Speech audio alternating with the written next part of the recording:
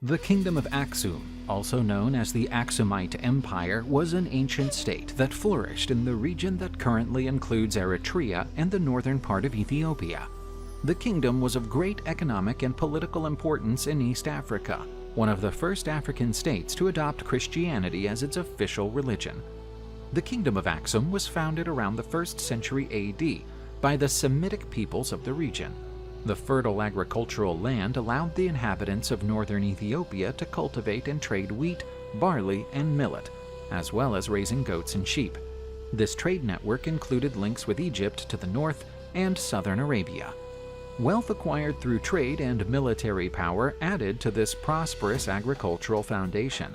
By the end of the 1st century, a single king came to replace a confederation of tribal chieftains, forging a united kingdom that would dominate the Ethiopian highlands for the next 6 centuries. The Kingdom of AXUM peaked between the 3rd and 6th centuries AD. The kingdom's location was strategic, as it stood at the crossroads of trade routes that connected the Red Sea to the Mediterranean and the Indian Ocean.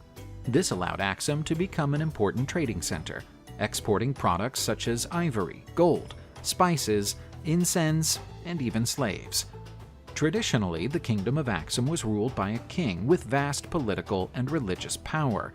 The monarch was considered a direct descendant of the legendary King Solomon and the Queen of Sheba, which gave his rule a divine legitimacy.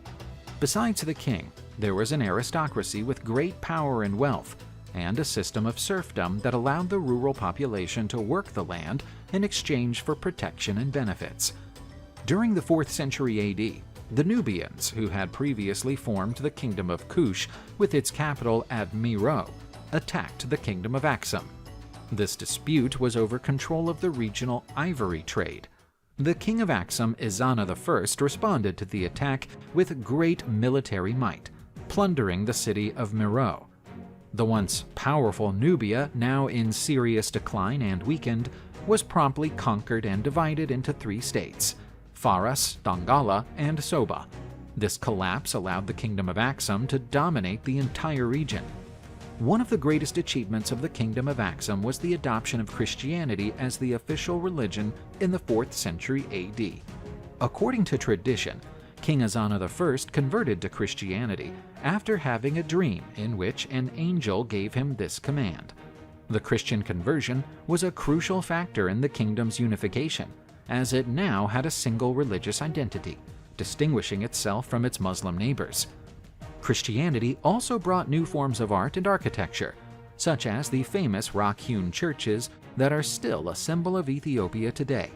They are an example of the mastery of Aksumite architects in carving monumental structures in stone, creating sacred spaces that are still considered landmarks of Christian architecture today. These churches, which date back to the 4th and 5th centuries AD, include the Church of St. George in Lalibela and the Church of Our Lady Mary of Zion in Tigray. Judaism also had a substantial impact on the Kingdom of AXUM. A group of people from the region, known as Beta Israel or Ethiopian Jews, adhered to the beliefs and practices set out in the Torah, the scroll that makes up the first 5 holy books of the Jewish religion. Although the scriptures and prayers are written in the Ge'ez alphabet rather than Hebrew, the religion shares a common ancestry with modern Judaism. The Kingdom of AXUM also played a key role in the history of African writing, having created its own Ge'ez alphabet used to pen religious texts and official documents. Ge'ez influenced the writing of other peoples in the region, such as the Amharic people, who still use an adapted form of this alphabet today. The decline of the Kingdom of AXUM had multiple causes, among them the changing of trade routes and the weakening of trade with the Middle East and India, pressure from invading peoples from southern and eastern Africa, and the loss of power of the kings at the expense of the aristocracy. The end of the kingdom is generally dated to the 10th century AD, when it was overrun by the Agau and Zagwe peoples.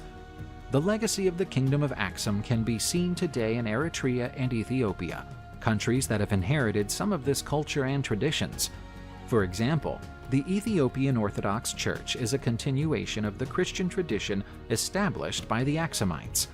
The Amharic language spoken in Ethiopia originates from the Ge'ez alphabet. In addition, The history of the Kingdom of AXUM is celebrated in traditional festivals and ceremonies in the region, such as Timkat, commemorating the baptism of Jesus Christ in the Jordan River. One of AXUM's most famous landmarks is the Obelisk of AXUM, one of the tallest in the ancient world. There are also other obelisks and stelae that bear witness to the greatness of the city at its peak. These structures are made of large stone blocks and embellished with inscriptions in ancient Ethiopian languages. Also, AXUM is known for the place that housed the kingdom's rulers. The site is an important tourist and archaeological attraction. Many visitors go to AXUM to explore the ruins and learn about its enthralling history.